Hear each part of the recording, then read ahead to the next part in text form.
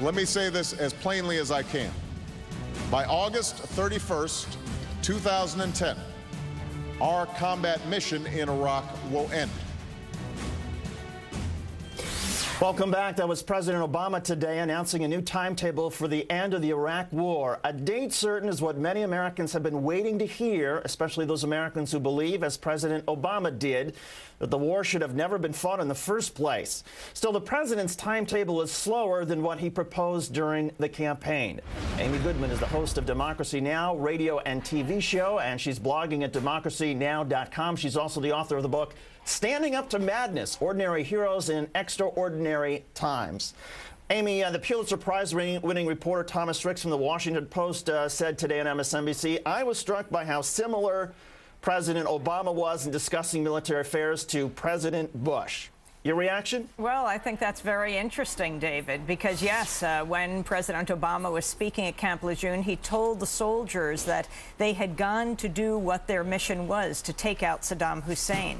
That was not what they were originally sent to do. Of course, it wasn't their fault, but President Bush had floated the idea, had convinced the American people that Saddam Hussein had weapons of mass destruction. And it didn't happen to be the truth. It was a lie. And President Obama would have had the backing of the American people. Most people are opposed to this war, to simply tell the truth. So that didn't bode too well. I think Thomas Ricks was right there.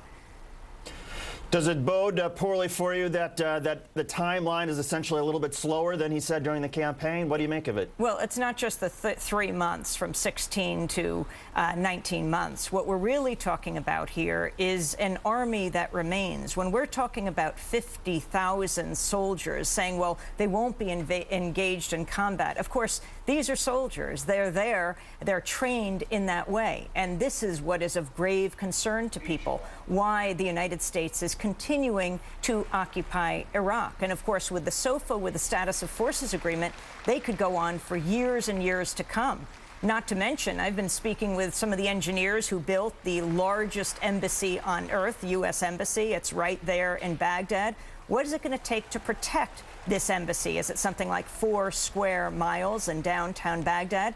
I questioned Senator Obama when he was running for president, when he came here to New York, and asked him, for example, about the mercenary forces, the paramilitaries, you know, the Blackwaters, and, well, now it's called XZ. But these companies, would he support a ban on them in places like Iraq? And he said no. And that's another question that hasn't been answered today in President Obama's speech is, what's going to happen with these mercenary forces? How many of them are going to be there?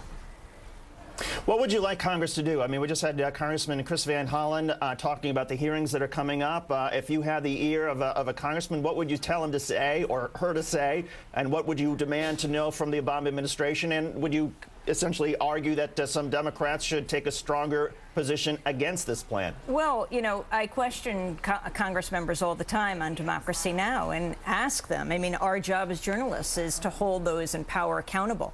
It's about Iraq, and it's also about Afghanistan, about a surge in Afghanistan promising thousands more soldiers and a greater war in Afghanistan. These are very serious issues. I think the global economic meltdown, for one thing, is an indication we cannot afford war. I was just interviewing the Nobel economist, the Nobel Prize-winning economist Joe Stiglitz, who wrote the book, The $3 Trillion War.